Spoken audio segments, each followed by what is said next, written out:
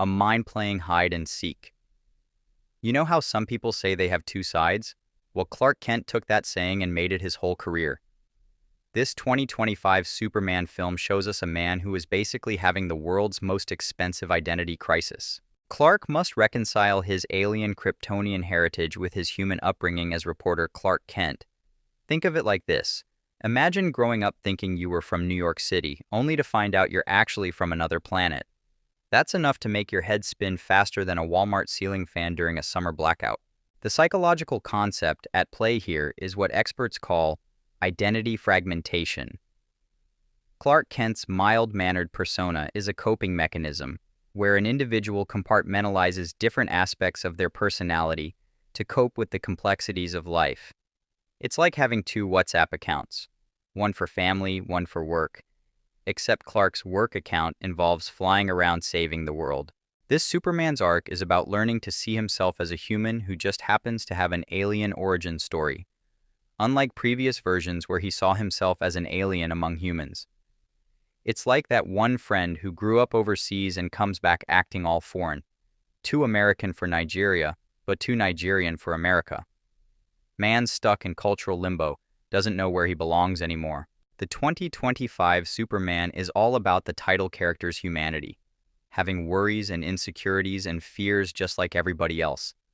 Even with all his superpowers, he still gets anxious like the rest of us waiting for the Wi-Fi to come back during a storm.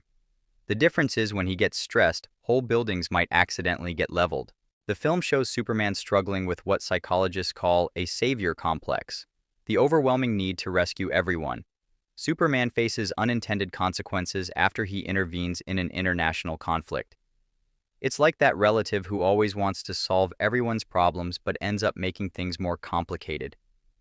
You know the type. They see your small argument with your neighbor and suddenly want to organize a peace summit. As the embodiment of truth, justice, and the human way, he soon finds himself in a world that views these as old-fashioned.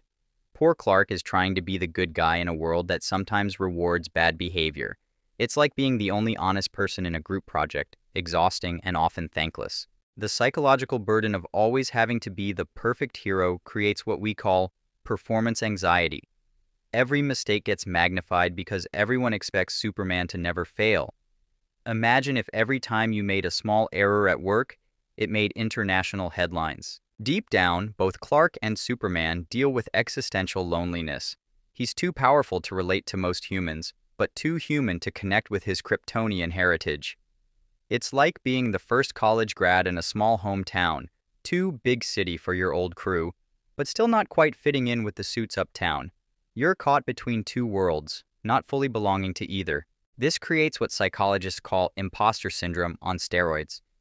Clark feels like he's pretending to be human, while Superman feels like he's pretending to be a hero. The man is basically a professional actor who never gets to take off his costume. The Clark Kent persona serves as Superman's psychological safety net. When the weight of saving the world becomes too much, he can retreat into being just a regular journalist who worries about deadlines instead of death rays. It's like having a mental off switch, except his off mode still involves investigating corruption and fighting for truth. Think of it as the ultimate work-life balance strategy, except his work involves stopping alien invasions, and his life involves pretending he can't lift a car with his pinky finger. The bottom line, the 2025 Superman shows us that even the most powerful being in the universe struggles with the same psychological challenges we all face. Finding where we belong, dealing with expectations, managing stress, and figuring out who we really are underneath all the roles we play. Clark Kent and Superman aren't really two different people. They're two sides of the same confused, well-meaning individual who just happens to be able to fly. And honestly, if you could fly, wouldn't you also have trouble figuring out whether you should use your powers to fix every problem you see? The real superpower isn't flight or strength, it's the ability to stay grounded, psychologically speaking, while carrying the weight of the world on your shoulders. Now, that's something even us regular humans can learn from.